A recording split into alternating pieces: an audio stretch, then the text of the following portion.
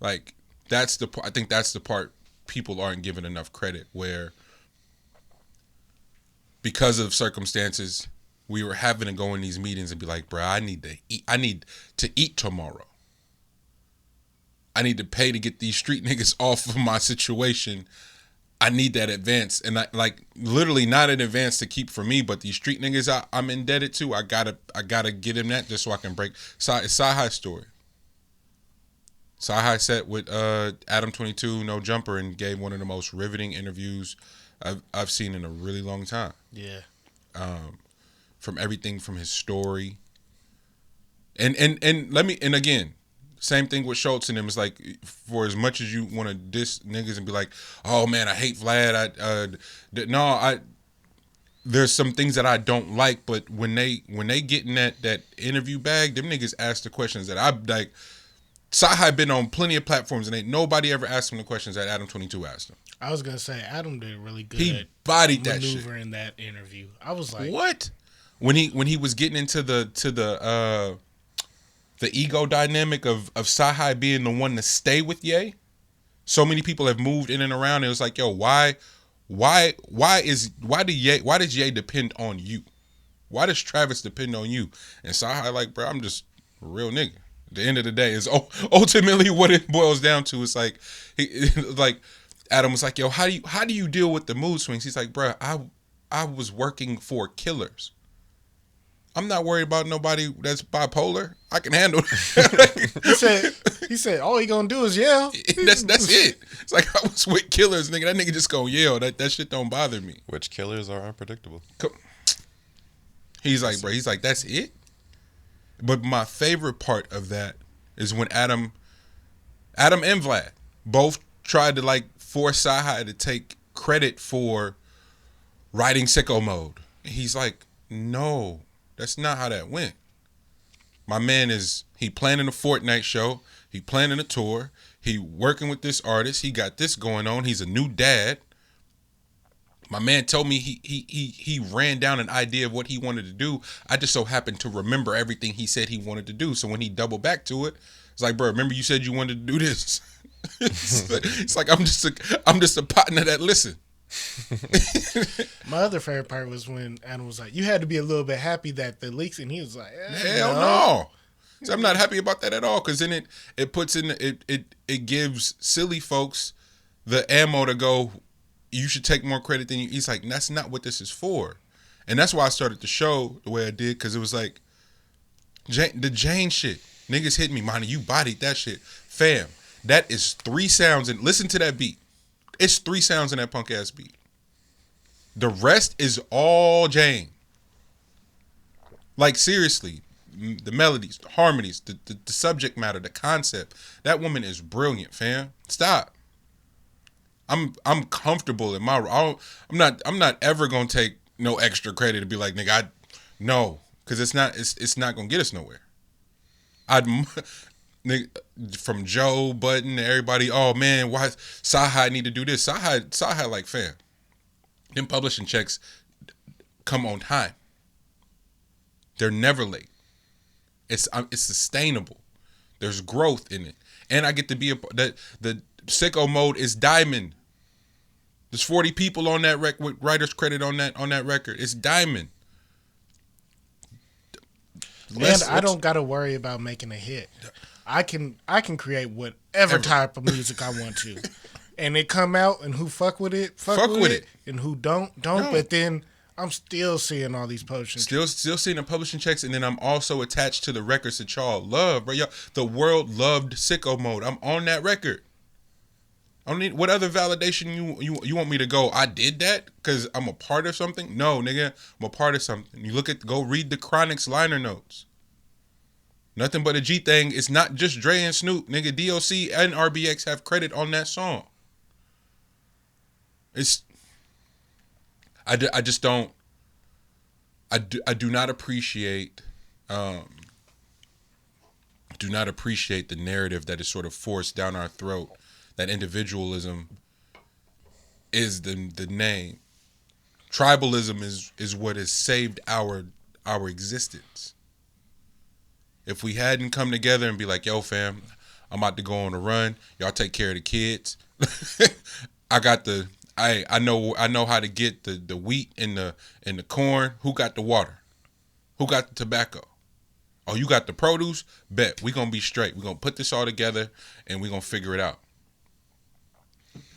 Yeah, I think that's the missing link in the community though. Huh. Is like the lack of information that gets circulated. Yep. You know what I mean? And misinformation that gets circulated. Misinformation. You know what I mean? Because yep. like it's a lot of people that have never, probably will never be in some of these situations and be in some of these rooms.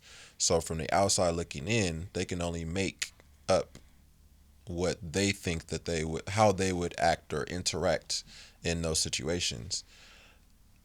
If you haven't put your feet to that fire, then you don't know what the hell you would do. Come on.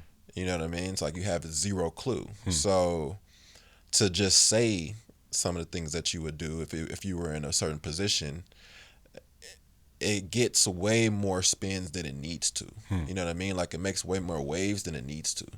It's like when you have followers or you have whatever it is, and you say something and you get all these like good feedback, whether it's good or bad, but it's feedback that's important. You know what I mean? But you look through all that and you're just looking at the things that are super negative. You know what I mean? And you're just taking in all that, and they're getting a grasp of just what you're doing at the moment. You know what I mean? Like it doesn't really, a picture or something that you put out doesn't really make that big of a difference to the entire, like to everyone. You know what I mean? Like to certain people, yes, it could save lives, but you're not thinking about the lives that it's saving. You know what I mean? Like you're thinking about the motherfuckers that ain't really here for, they only here just to talk shit about something and get the hell up out of here. Yeah. You know what I mean? Like it's not going nowhere. So that's always interesting to me, is just the amount of people that have an opinion about something that they would never be a part of. Like so, you ain't never been in a position to sign a contract. Huh. So why the fuck are you talking about somebody else that signed a contract? You know what I mean? Like, no, not signed a contract, G. They got lawyers going through contracts every day. That part. That's what I appreciated more in that interview, Lex, was how much insight Cyhi offered to Ye's process. It's like, yeah, man, bro, he the most giving person I know, cause he's willing the universe. It's a different headspace. It's a different headspace. So somebody that's trying to wield the universe doesn't have time to be attached to shit that he know.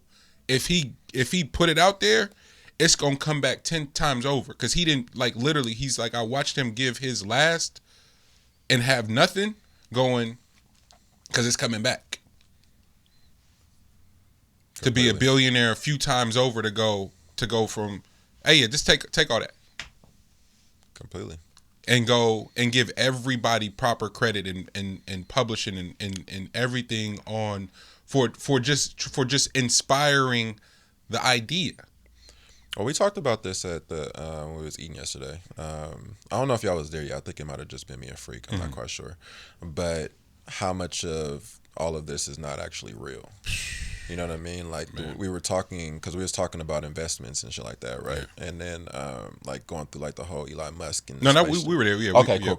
I remember that. Okay, because I know we started that conversation. I didn't know at what point y'all came in on, but the fact that, you know, yes, Elon is doing amazing things, and the richest person in the world, going back and forth between, you know, from Amazon, but I mean, him and young Jeff. Yeah, you know. Swole Jeff. My bad. Right, you know, but some respect on that man's name. He done turned his whole life around. You know what I'm saying? Got rid of the wife, got a little young thing, little young tender. You know what I mean? Got rid of the company, got some other shit I got, you know what I mean? Step down from this thing, get into some other shit. Nah, but that's the role I play, bro. Just ghost this motherfucker. But but just talking about the fact that all this money that they're playing with and the things that they're doing, let you know, like, it should even further emphasize the fact that money is not real. You know what I mean? It's in the whole like the thing with cryptocurrency and NFTs and like all the shit that's being circulated now, all the information that could be transferred over as quickly as it is, and how they're trying to increase the how quickly money can be transferred from place to place. You know, they're trying to put this thing into like the smallest of sequences of time, you know, just so that we ain't gotta wait for nothing, you know what I'm saying? Yeah. But with that being said, it lets you know like it's not real. Like none of this shit is actually real. It's just what we put into it. Like how do we feel towards it? And it's about how impressive it is that people can put energy into certain things in order for it to start to mean more to individuals, to the point that people will die over it. You know what I mean? Like this is an interesting concept to play around with. So when we talking about what we were just talking about, it's crazy to me when people are losing everything that they have for, you know, for something that isn't actually real. Absolutely. If you thought about it if you just changed a small part of your thinking, then you would increase your livelihood. If you just change a small part of your thinking. If you just tweaked it just a little bit. It doesn't have to be much. It's just a small tweak. Just a smidge. Just a smidge. You know what I mean?